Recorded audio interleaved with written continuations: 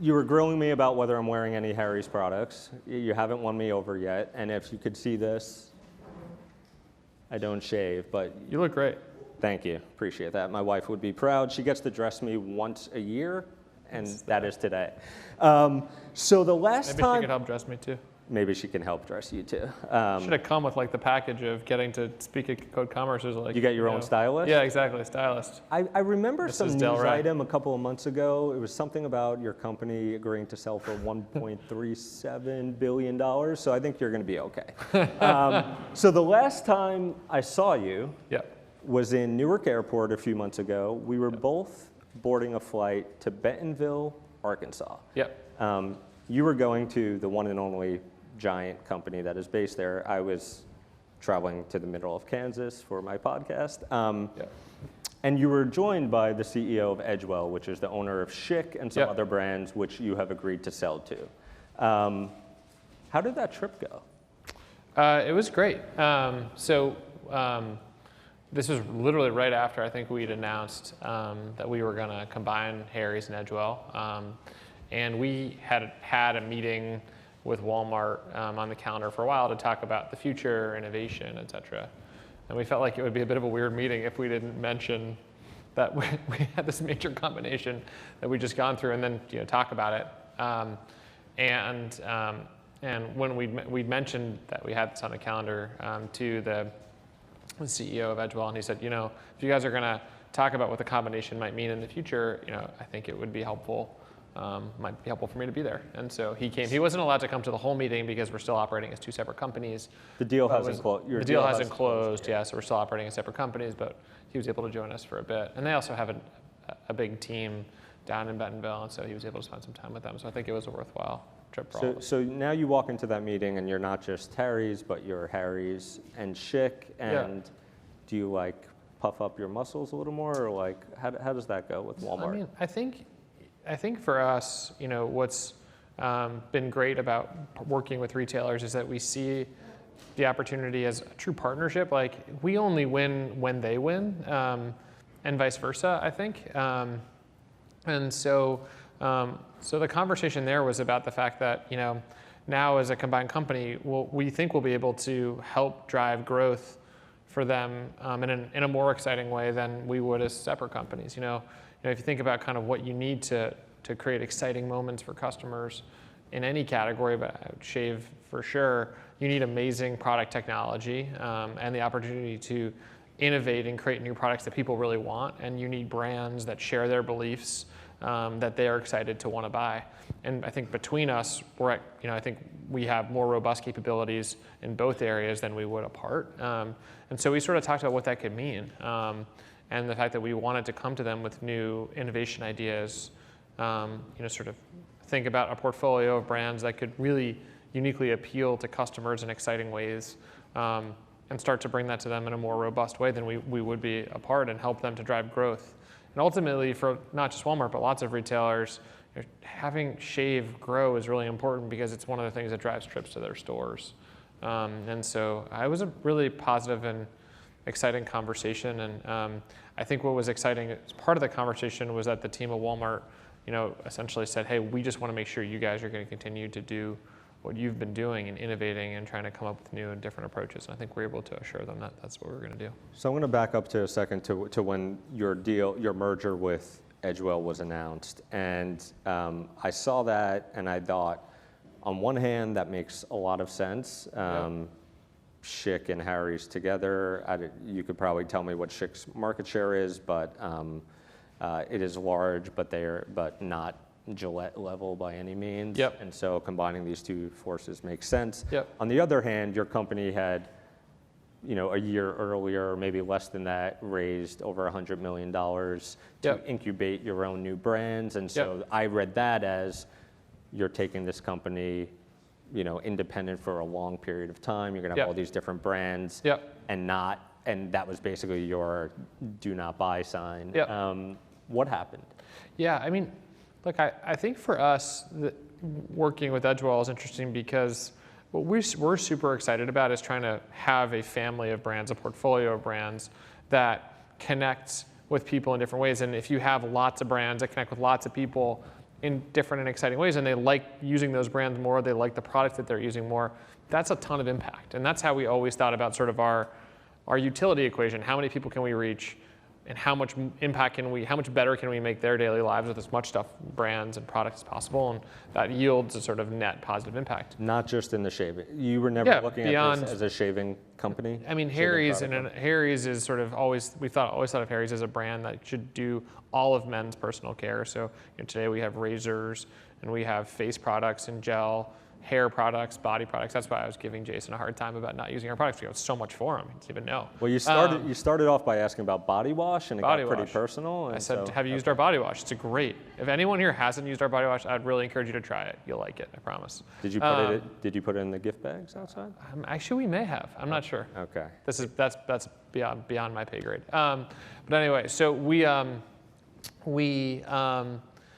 So we always thought about that, and in the world with Edgewell, what's exciting for us is we actually get to take over responsibility for their brands in the U.S. What does that mean? And so we'll run them. So we being you and me and my co-founder Andy, and so I mean they've got great people in that organization, and they've got iconic brands with a lot of awareness and great products. But I don't think their brands, and we've spoken very openly with them about this, I don't think their brands always speak to the quality of their products. Can you run through some of those brands for people who might not know? Yeah, so the brands that they own are Schick, and then within Schick, they've got a bunch of sub-brands like Hydro and Quattro. They have Intuition, which is a women's brand, Skintimate and Edge, a skincare brand called Bulldog, which is a younger brand and growing well, another sort of higher-end men's skincare brand called Jack Black. And then they own sun care brands like Banana Boat, Hawaiian Tropic. They own Playtex and Femcare, and perhaps my favorite, Wet Ones wipes. Ooh. Great brand, great products. Kids wipes or adult? I think Wet Ones has a whole range. Flushable or not? Non-flushable. This is not. Okay, we won't go Keep that going. deep. Yeah. Okay. These are like on the go, wipe your hands type wipes. Oh, okay. What? Now we know. You If you haven't Wet been here Ones? before, that's where my head goes often. There you go. To that place. So I interrupted your flow. But. No, so our opportunities actually get to think about how to reposition those brands to consumers, create great products that they want, which is very much sort of the same mission that we had before. The difference is before we were thinking about building brands, other brands that connect with people, and now we get to sort of think about how to take existing brands and grow them in exciting ways. So having a portfolio of brands that we can kind of oversee that can have tons of impact on people's lives is what we were after, and this accelerates us getting there. And we had this little organization within Harry's called Labs, which I was overseeing and having a great time with. That was building new brands in CPG, and we're maintaining that organization and its mission. We sort of said publicly we want to build 1 to 2 new brands a year. And do so in a way that differentially meets customer needs, creates positive utility for them, and all of that is still the same. And ideally, we would have more resources and support on the Edgewell platform than alone to go do that. So it's another exciting part of this. So I get all that upside. Yep. But you're walking into a legacy company, right? Yep. Who, when it was spun out, maybe its stock was around $100 a share. Yep. Now it's below 40 in the 30s, dropped when the deal was announced and has been about flat since then. How do you get ready for walking into a place that has been struggling, frankly? Yeah. Well, I think first, we've competed in the shave space with Edgewell, and so I think we have a pretty good sense for the market, the role that they've played in the market, the role we've played in the market, the disruption that's happened, how it's all worked. So we're not starting from zero. Like, we've got some good basic understanding of how the market works, how people perceive each of us, and then the opportunity, obviously, to think about how to grow them. I mean, we would sit there sometimes and say, well, if I had Schick, I would do this. I think it would work. I don't know, try it.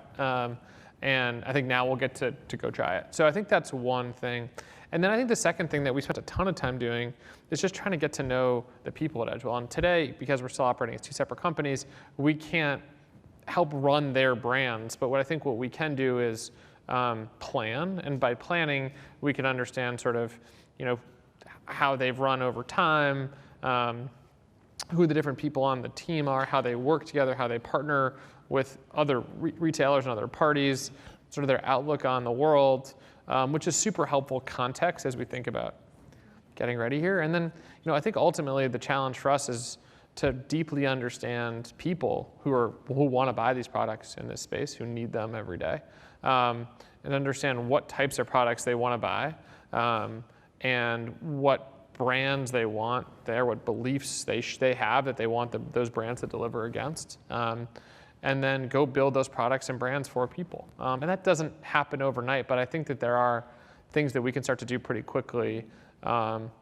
to make progress in that direction. And I think that's where direct-to-consumer is so helpful, because you can put things out in the world very quickly and get signal on how people are feeling.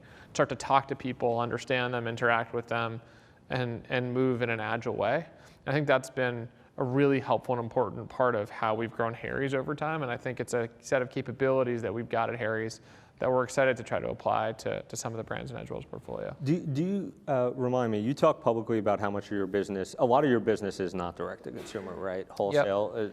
Is that, That's the majority? I don't think we've shared specific splits, but I would say I'd say we are truly an omni-channel business, and that we've got a big direct-to-consumer business and a big wholesale business. And customers in the world don't oftentimes think of us like, oh, I'm going to buy on Harry's.com, or I'm going to buy at a Walmart store or at Target.com. They think I just want to buy Harry's. What's the easiest and most exciting place for me to get Harry's? And so we'll see customers sort of shop multiple retailers, plus our own website, online, in-store, bounce back and forth, and we think that that's a good thing for them.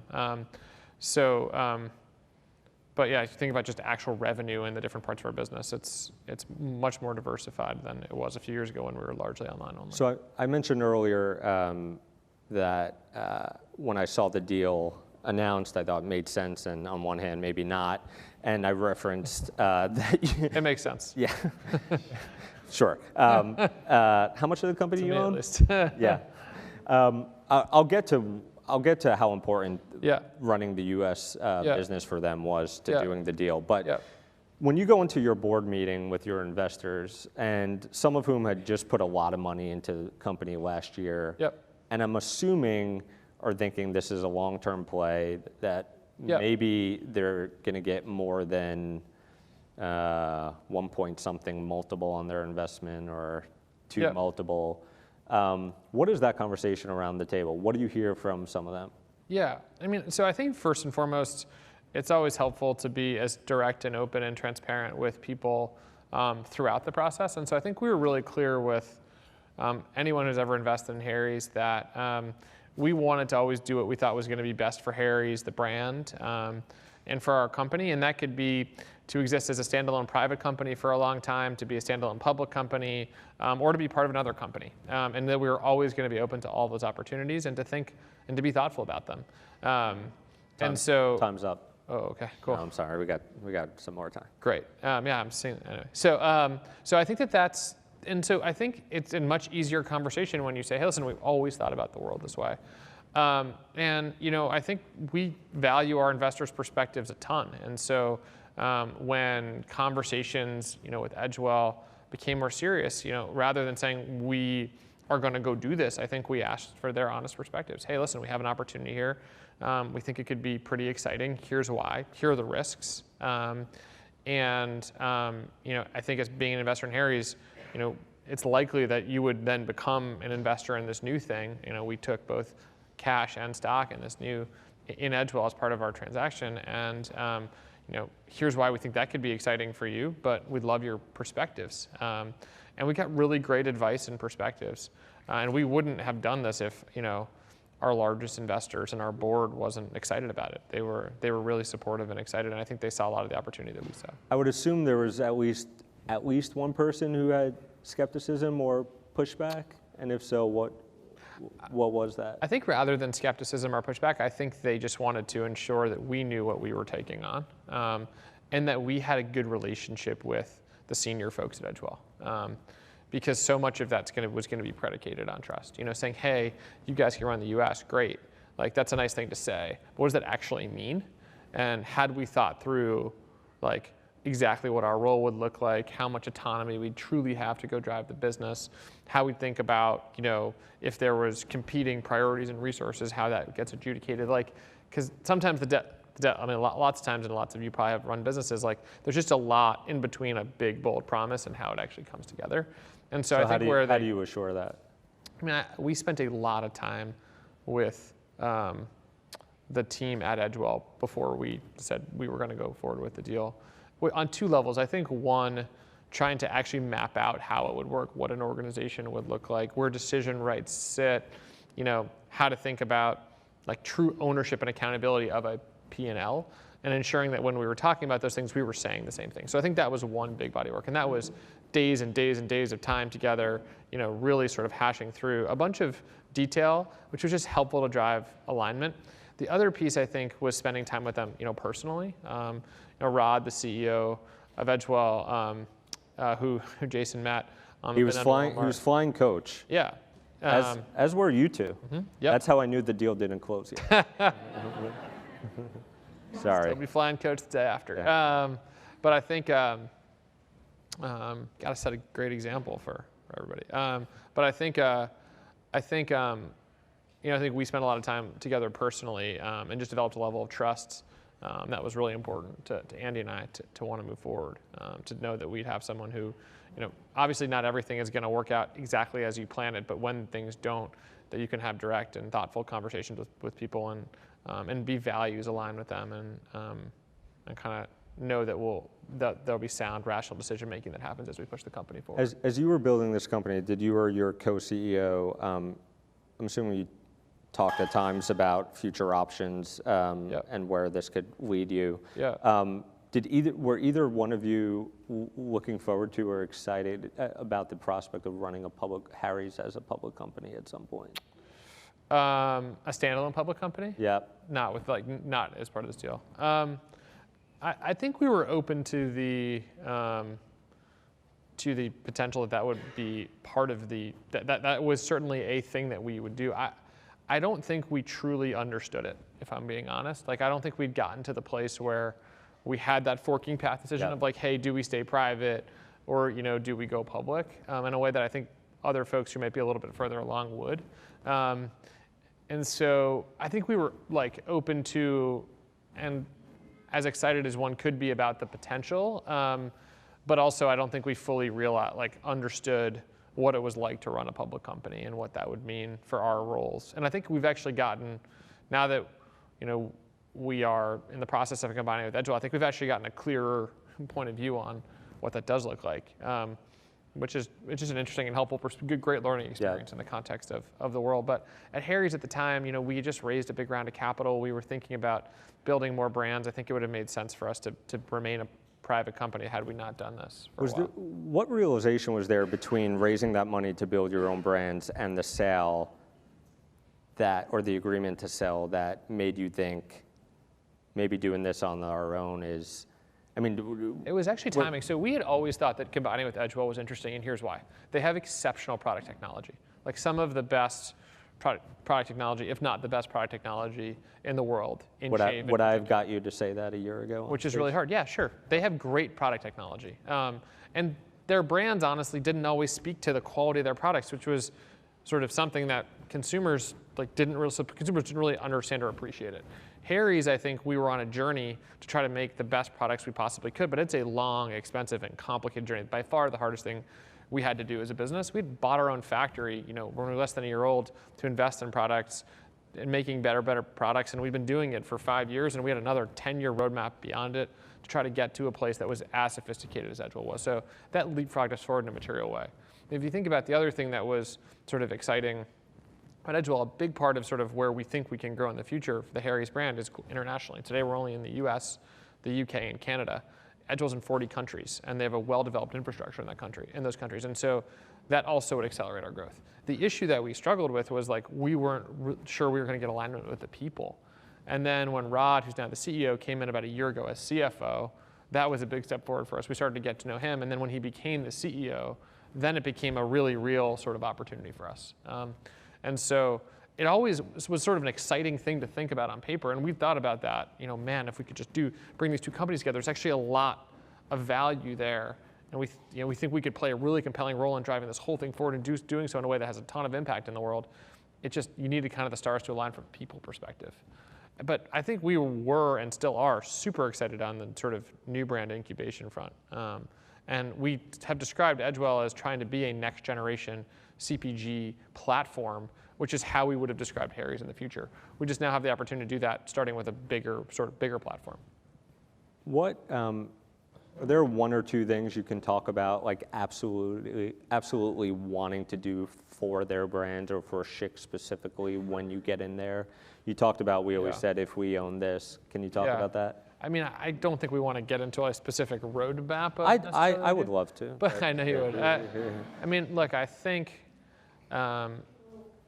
there are big segments of customers in the shave space who are not necessarily being spoken directly to by Harry's or Schick or Gillette today, that who are probably in their minds unsettling that we could address. And I think that we've hopefully proven that we can use design as a way to communicate brand ideals in unique ways with Harry's. I'm super proud of the design team at Harry's and what they've accomplished. And I think it's exciting to think about how to leverage their talents across new brands. How about that for a high-level picture, but starting to get a sense of I planted a question in with one of the audience members in case you didn't answer it well, Cool. so we'll have one more. Okay.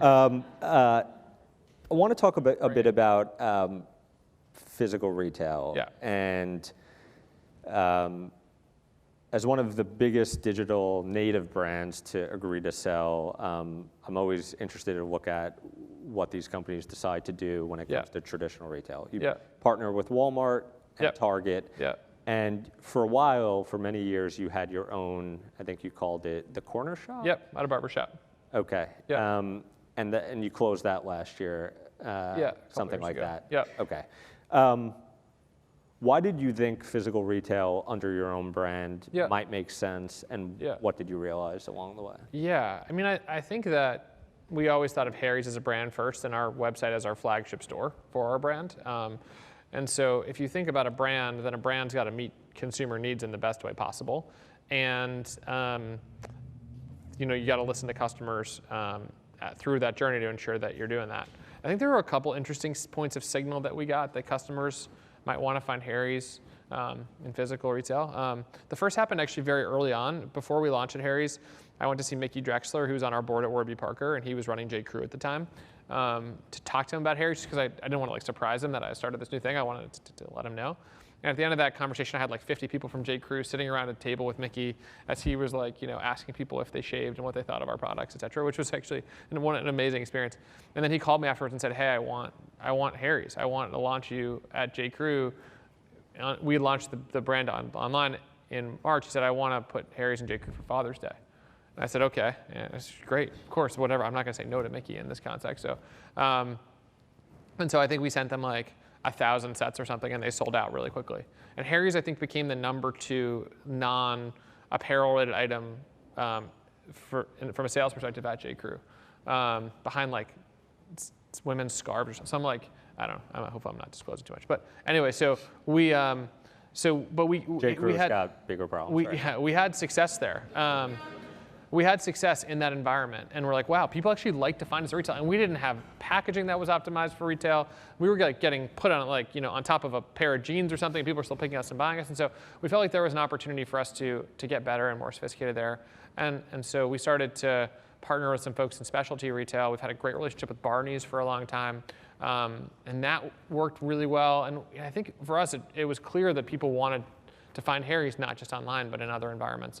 Then we opened up our barbershop, which was really about marketing for us, enabling people to truly experience Harry's, the full sort of grooming experience. And there are people coming in all the time buying, just picking up blades and razors from our store, traveling from the Upper East Side down to Soho to get razors, because that's where they were available. And so we got to know the team at Target over a couple of years. Did you think that flagship location would be more? Yes. I don't think we had ever had true plans for it. We had sort of dabbled with it. It was amazing. It was literally always full. It was only 2 chairs, always full. I think it was a great experience for our brand. But I think when it came down to it, I helped to start Warby Parker before Harry's. Warby Parker, people really want to go to a highly curated environment for a highly in-depth purchase experience where they're trying on glasses and they're getting advice and feedback. And they're only buying glasses a couple times a year at most. And so they're willing to travel a little bit more to do that. And they want that to be, I think that experience can and should be a more branded experience. And the brand itself, having control over that experience, I think helps a lot in the context of figuring out what product you want to buy. At Harry's, buying razors and blades, we found that people just kind of knew what they wanted. They wanted to come in, come out, get them pretty quickly. And so I think that the different products, I think, lent us to want to then be where someone was on their Sunday family shopping trip, you know? Right. And that's what customers were demanding from us. And clearly they've spoken with their wallets by enabling the business to grow as much as it has at retail. And so, not that a bespoke, interesting, owned sort of retail concept never would work for Harry's, but we didn't think that it satisfied the true customer need, which was to be able to get access to the products that they wanted, that they knew they wanted from us quickly and easily, and in environments where they're used to buying, sort of razors and blades and other men's care products like we sell. If we have any questions, we have 2 mics right here. Otherwise, I will keep going, and I know there's at least one in this room somewhere. Right. But we're going to wait for them, and I'm going to keep grilling you for Bring now. Bring it on. So I was doing some very intense research last week, and I typed Harry's into Amazon.com. Yeah. And of course, many Harry's products come up. Yeah. Trying to do the investigation to see where those products actually come from was sometimes interesting. Yeah. And I think I determined that you do not sell to Amazon, and that the only Harry's products I was seeing were coming from third parties. That's right. With names like Izzy's, Shave and Blade, LLC. So, yeah. Why haven't you gone down that road? I think we think Amazon's a great place for lots of customers to want to buy stuff. And I think, we've certainly thought about partnering with them. I think, as we thought about customer needs and the hierarchy of customer needs, the first thing that we wanted to ensure was that people could find Harry's in the stores where they physically were shopping and they wanted to buy in. That's where the significant majority of the category is today. It's where we were truly missing customers. People wanted to buy online.